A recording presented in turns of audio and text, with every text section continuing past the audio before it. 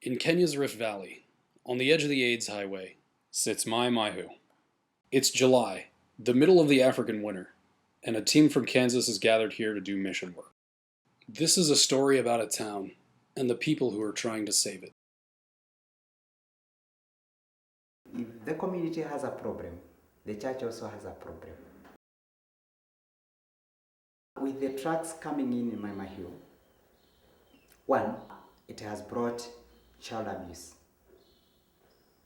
Because children whom their parents cannot support them, and especially girls, they get involved in sex business, where they ended up bearing children and also contracting AIDS.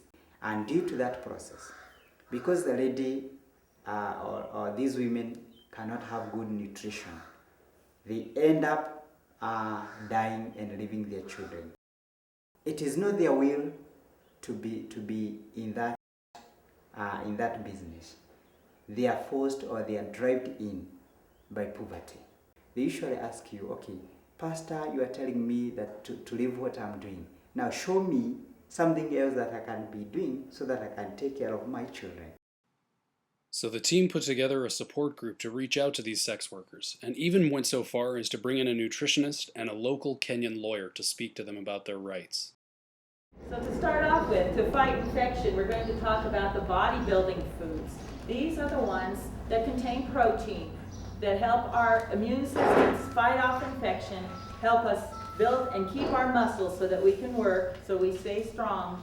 And they're the ones that are going to help us remain as healthy as we can for a longer period of time. I had 80 women, commercial sex workers. Out of those 80 women commercial sex workers, I am proud and I'll always be proud to say 60 of them now own different businesses.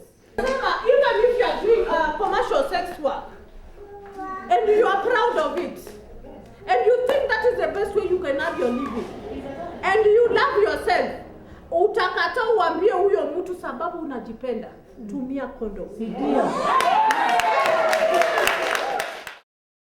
But the team soon found out that HIV and AIDS were only a portion of the overall problem.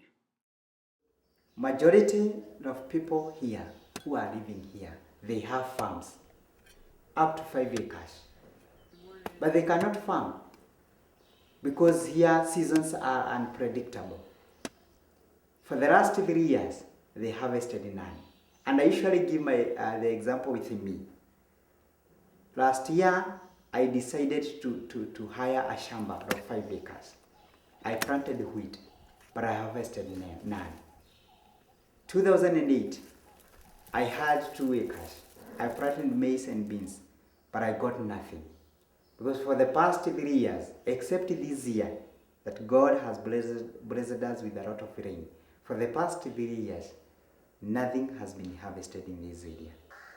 If I could change one thing in Mai Maihu, and maybe what I've been thinking, if Mai Maihu area, we can have a crop that can be a cash crop, which can help those people who live in Mai Maihu to earn a living. And through that cash crop, there emerge an industry. That one can solve a lot of problems here. There is a great problem of water in Mai Maihu, and so people come together and they collect their money together, and when they collect their money together, they get somewhere to sell the water. They are selling the 20 liters drum for 3 shillings, and they are selling the big drum for 30 bob, and the donkey sells to the community for 100 shillings, and so they get the benefit of 70 shillings per drum. And so a lot of boys, a lot of young generation, they are doing the business right now. Normally in these situations, the people would dig a well, but the team was finding out that here in the Rift Valley, things were not so simple. No, you can't do that. Just the opportunity to dig a well here in Mai Maihu instead of piping it down from the mountains, the water table here would support it, Right. but the local economy won't support it because they make money. they make money off of bringing it from the mountain down here. How many orphans are in Maimahu, do you think? There are more than 1,000. More than 1,000? There are more than 1,000. In this case, I'm comparing with the children that we are having in this church who do not have parents. There are 100, there are 150 who do not have their parents here. Right now, we are incapable of supporting about 20 of them right now, whom we can be able to support. Majority of them are in primary school. Majority of them. Very few of them are in high school. The rest have not been able to take care of them because of limited resources. Because sometimes we have to forfeit some of the things as a church. It usually goes to an extent where me as a father, I have to forfeit my salaries so that at least we can help these kids. To assist with some of the cost of supporting orphans, a drip irrigation system was donated to Father Anthony's parish by the K2K team. Once that was in place, it was time to visit Eldoret, one of 9 IDP camps for internally displaced people. In 2007, following what many Kenyans believed was a rigged election, wide-sweeping violence overtook most of the country. Homes were burned, lives destroyed, and many people fled to the wide-open plains of the Rift Valley. Since then, a few have rebuilt, but the vast majority still reside in tent houses made of sticks and old tarps. Most people here get their daily bread from government food drops that come about once every other month. Yeah, what would you think the number of individuals? Plus the kids. Yes. I think the population is about 1,318. 1,318. And 18, yes. Okay. The whole in the whole camp. So this is where they live, Jeff. You can see.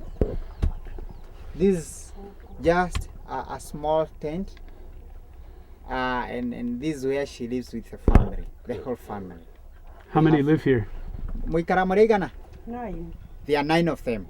The government said that now it's not in a position to go on supporting them. Because it says they don't have enough money. They have to look for another alternative. Oh. Yeah.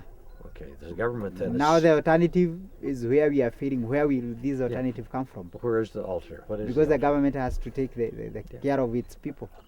One more immediate solution is medical relief. The closest hospital to Maimahu is a 6-kilometer trek up a steep mountain road, and when the medical team offered their services for free to the people, it was not surprising to see how many of the residents turned out for help. We've come out for just a couple of hours to assess the needs of the people here and to see as many of the people that have medical needs as possible. We've brought 3 doctors, a handful of nurses, and pharmacy staff, and we're going to get as many people seen and treated as we can.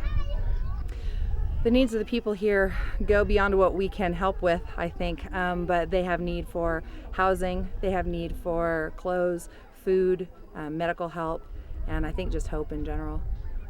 From my own experience, when I went outside the country to go to the US, it gave me a different picture of also the other side of medicine in the developed world, how it is practiced and how it is.